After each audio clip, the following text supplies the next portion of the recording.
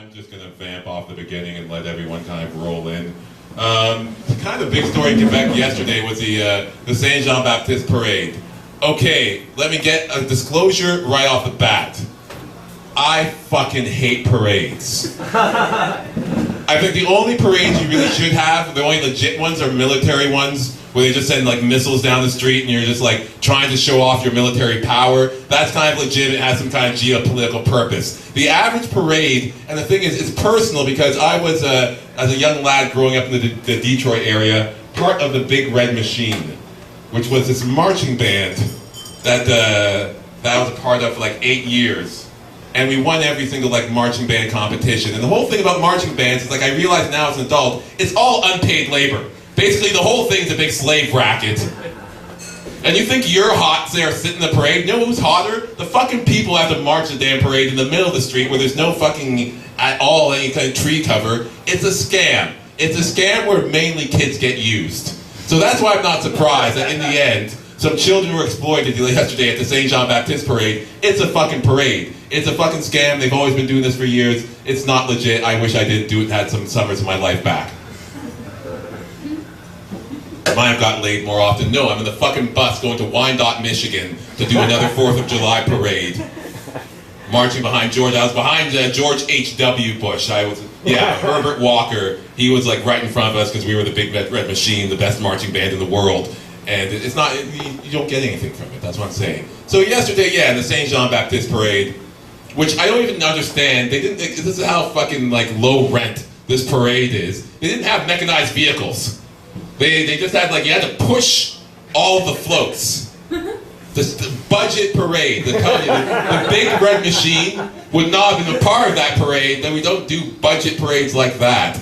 So they have people pushing the floats, and they don't realize, and like, I hate parades, right? So I'm at Sky, in the village, on the terrace in the summer, enjoying it, having the fucking sangria, and it's like, my white friends who are at the parade all of a sudden start texting me while I'm enjoying my day, and they're like, oh my god, and at first it was funny, they were like, look how weird this parade was, and it's all these kind of like giant heads, and they were like, this is really sad, and then later on they're like, oh my god, this parade's getting very racist.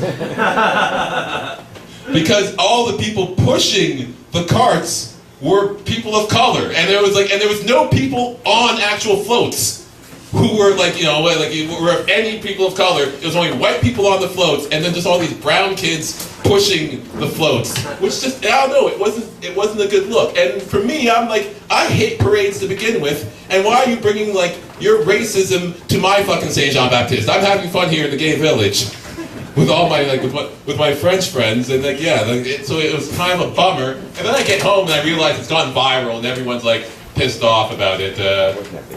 And I blame it. And supposedly the kids who were pushing it were part of a track team. They're part of a track team, and they volunteered. Their coach volunteered for them to push white people up and down the street. And I don't blame the Québécois, because the Québécois are, they're cute. They're just like the most clueless racist people on the planet.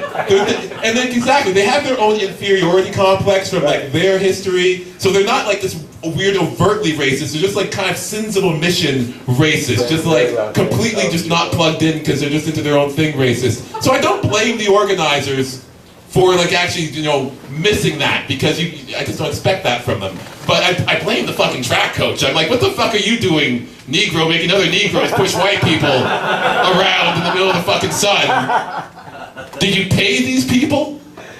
No, it's wrong. It's just, it's a general problem with parades in general. So yeah, that's how I feel. I don't blame the organizers. I blame the track coach who made them push it. I'm like, don't do that. Don't do that. Stay woke. Quebec. And yeah, just cluelessly racist. It's like, and when you bring it up to people, it's like, yeah, like, you guys ever hear like the Nigger Rapids story? What? Nigger Rapids. It was an official name up till like December 2015. There was like 50 names officially named nigger something in Quebec. It was a woman who came to McGill, and she was like studying that, and she's like, oh my god, you guys might want to change this. So and it was like, and actually, if you I tested it last night. Google it, yeah. If you go to Google Maps. Yeah, I'll Google it, yeah. If you go to Google Maps, it doesn't even put Nigger Rapids. It's like, no, like, what the fuck are you doing? It's like, no, it's right here south of Maniwaki.